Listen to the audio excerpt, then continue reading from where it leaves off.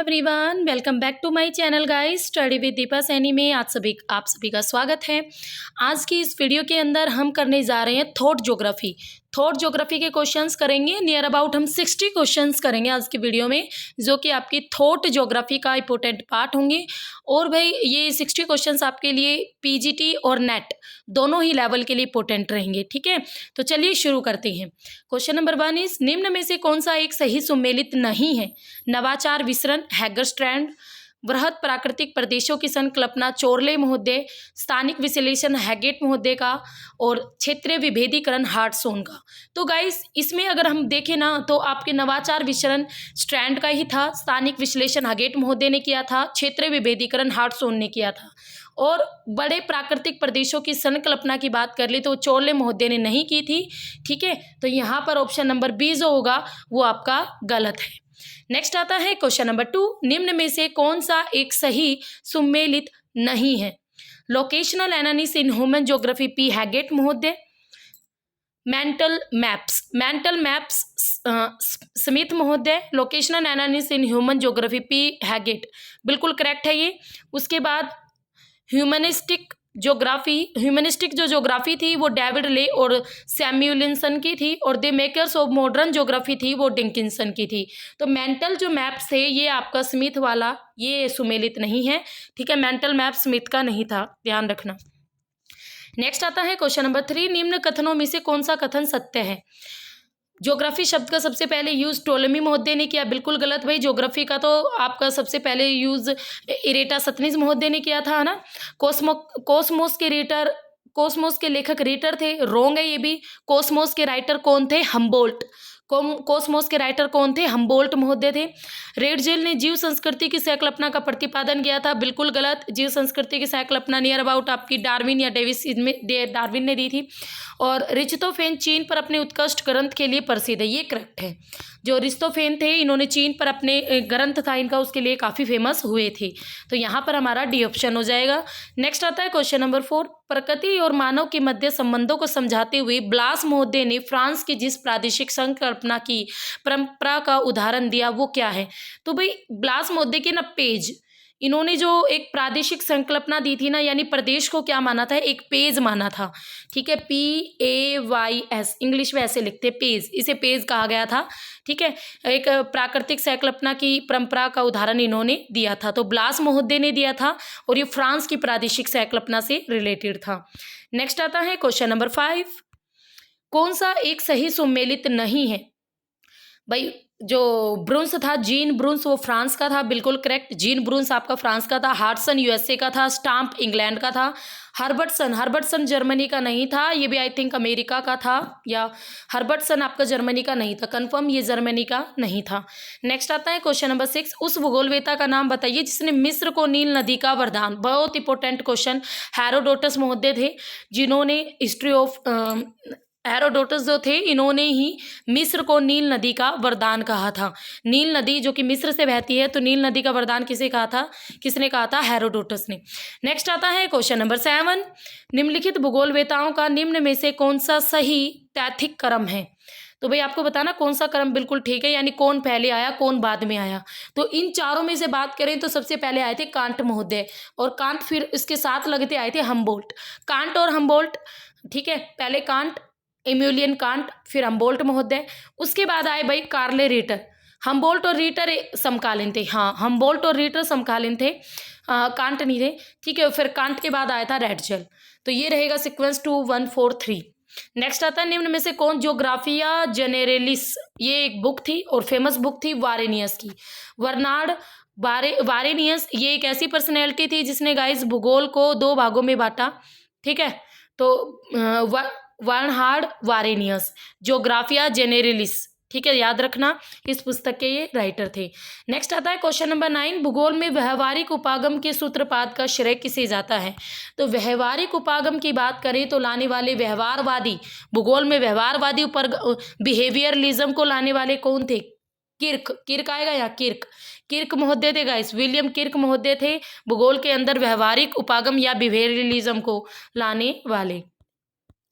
Next आता है guys question number आपका 10। मानव भूगोल में पार्थिव एकता के सिद्धांत को सर्वप्रथम किसने निरूपित किया? इंपॉर्टेंट क्वेश्चन, ब्लास महोदय ने। ठीक है, जो ब्लास महोदय थे आपके विडाल डी लाब्लास, फुल नेम था इनका विडाल डी लाब्लास, इन्होंने पार्थिव एकता का सिद्धांत दिया था और ये थ्योरी मोस्ट इंपोर्टेंट है। तो पार्थिव एकता का सिद्धांत किसने दिया? ब्लास महोदय ने। नेक्स्ट आता है क्वेश्चन नंबर 11। निम्न में से कौन सी पुस्तक, जो कौन सी बुक है, पीटर हैगेट के द्वारा रचित नहीं है? कौन सी पुस्तक पीटर हैगेट के द्वारा रचित नहीं है? Locational analysis in human geography, geography the modern synthesis, models in geography या सिटीज इन इवोल्यूशन। ठीक है, पीटर हैगेट द्वारा रचित नहीं है भाई, सिटीज इन इवोल्यूशन। ये human geography, locational analysis in human geography भी हैगेट की थी, मॉडर्न सिंथेसिस भी और मॉडल्स इन ज्योग्राफी भी, ये सारी पीटर हैगेट की थी। बट सिटीज इन इवोल्यूशन ये आपकी पीटर हैगेट की नहीं है। नेक्स्ट आता है क्वेश्चन नंबर 12। निम्न में से किस कालावधि को भूगोल में पुनः जागरण काल? तो पुनः जागरण काल का टाइम पीरियड था भाई 1250 ईस्वी से 1700 ईस्वी के बीच का जो टाइम पीरियड था, ज्योग्राफी के अंदर इसे पुनः जागरण काल के नाम से जाना जाता है। यानी नए नए सिद्धांत आए, नए नए थ्योरीज आए, नई नई खोजें हुई, नए नए आविष्कार हुए थे इस काल के दौरान भूगोल में। नेक्स्ट आता है क्वेश्चन, बहुत इंपॉर्टेंट है, एंथ्रोपोजियोग्राफी पुस्तक किसकी है? रेडजल महोदय की थी। ठीक है, याद रखना। एंड जो आपकी एंथ्रोपोजियोग्राफी है वो रेडजल की फेमस बुक थी। और भाई कार्ले रीटर की फेमस बुक क्या थी? आर्डकुंडे। आर्डकुंडे कार्ले रीटर की फेमस बुक थी, इन सबको याद रखना। नेक्स्ट आता है क्वेश्चन नंबर 1 और 2। आपको कुछ कंसेप्ट दिए गए हैं और एक तरफ उन कंसेप्ट को देने वाले हैं, तो हमें मैच करना है। तो चलिए शुरू हो जाते हैं। अभी मैंने आपको पढ़ाया था पार्थिव एकता का सिद्धांत किसने दिया था? ब्लास महोदय ने। अब भाई नवनिश्चयवाद देने वाले कौन थे? ग्रिफिथ टेलर महोदय। यानी रुको और जाओ की अवधारणा किसने दी? ग्रिफिथ टेलर महोदय ने। और संभववाद के साथ कौन थे? संभववाद के साथ आपके अगर हम बात करें, संभववाद के साथ थे भाई आपके पार्थिव एकता का सिद्धांत आपका दिया था विडाल डी लाब्लास महोदय ने। उसके अलावा देखो संभववाद पहले ना रेडजल निश्चयवादी था, फिर बाद में ये संभववादी बन गया था, तो रेडजल को डालेंगे हम इसमें। और इसके बाद आपका नवनिश्चयवाद की बात करें तो ये ग्रिफिथ टेलर महोदय थे। और भाई संभावनावाद, जो संभावनावाद दी थी वो थी संभावनावाद, ये संभववाद है, ये संभावनावाद है, संभावनावाद में थे स्पेट महोदय। तो ऑप्शन नंबर सी रहेगा इसका, सी। नेक्स्ट आता है क्वेश्चन नंबर 15। किस संप्रदाय का मत है कि भूगोल को मानव कल्याण के उद्देश्य का मार्ग प्रशस्त करना चाहिए? जो भूगोल है मतलब मानव कल्याणकारी की दृष्टि से भूगोल को देखना चाहिए, तो ये किसका था भाई? तो यानी क्रांतिकारी, जो क्रांतिकारी संप्रदाय था उसका ये कहना था कि जो भूगोल है उसे मानव कल्याण के उद्देश्य से यूज करना चाहिए, उसी का उसे रास्ता दिखाना चाहिए। तो आंसर होगा ऑप्शन नंबर डी। नेक्स्ट आता है क्वेश्चन नंबर 16। निम्न में से किसने संसार की जनसंख्या संसाधन प्रदेशों के निर्धारण का सर्वप्रथम प्रयास किया? तो भाई संसार के जनसंख्या संसाधन प्रदेशों का सर्वप्रथम अगर हम बात करें निर्धारण करने का जो प्रयास किया था वो थे आपके जैकरमैन महोदय। जैकरमैन महोदय ने जनसंख्या संसाधन एरियाज में डिवाइड किया था वर्ल्ड को, ठीक है, पॉपुलेशन और संसाधनों के एरियाज के आधार पर। नेक्स्ट आता है पार्थिव एकता समस्त भौगोलिक प्रगति में प्रभावी विचार रहा है, ये उपरोक्त कथन है विडाल डी लाब्लास का, क्योंकि पार्थिव एकता का सिद्धांत किसने दिया? विडाल डी लाब्लास ने। तो ये जो कथन पार्थिव एकता से ही शुरू हो रहा है, तो सीधा पता चल रहा है पार्थिव एकता समस्त भौगोलिक प्रगति में प्रभावी विचार ही रहा है, ये विडाल डी लाब्लास का ही स्टेटमेंट है। यहाँ पर कुछ आपको, यहाँ पर है ना आपको कुछ लाइट दिख रहा होगा, बट मैं बोलूँगी आप मेरे बोलने पर ध्यान देना। सर्वप्रथम एक विशिष्ट विषय के रूप में भूगोल की तार्किक विवेचना किसने की थी भाई? ठीक है, आपकी अगर हम बात करें भूगोल की तो किसने की थी भूगोल की एक तार्किक विवेचना? तो हमारा देखते हैं ऑप्शन, हम्बोल्ट ने, कांट ने, डेविड हार्वे ने या रिचर्ड हार्टसन ने। तो आपके जो थे ना कांट महोदय, आपके जो थे ना कांट महोदय, उन्होंने ही की थी।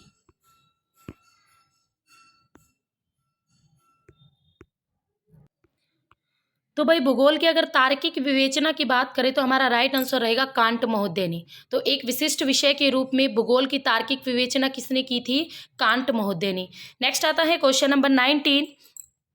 निम्न में से कौन सा यात्री उत्तर मासा अंतरिक्ष से नहीं गुजरा था? कोलंबस, कुक, मैगलन और भाई आपका वास्को डी गामा। तो उत्तर मासा अंतरिक्ष से नहीं गुजरा था, तो हमारा राइट आंसर रहेगा कोलंबस महोदय। ठीक है, ये आपका आशा अंतरिक्ष मार्ग यही होता है कि जो अफ्रीका के, जो आपका यूरोप से शुरू होके और फिर अफ्रीका के साउथ से आते हुए फिर इंडिया के हिंद महासागर की ओर से आते हुए साउथ इंडिया में जाता है। तो इसका राइट आंसर रहेगा कोलंबस। मैगलन गुजरा था, कुक भी, और वास्को डी गामा तो आया ही था 1498 में। ठीक है, नेक्स्ट आता है क्वेश्चन नंबर आपका 20। निम्न में से लैंड शाफ्ट की विचारधारा किस देश से संबंधित है? लैंड शाफ्ट की विचारधारा ब्रिटेन से, फ्रांस से, जर्मनी से, संयुक्त राज्य अमेरिका से। तो हमारा राइट आंसर होगा जर्मनी से। तो लैंड शाफ्ट की जो कंसेप्ट है वो किससे रिलेटेड है? जर्मनी से।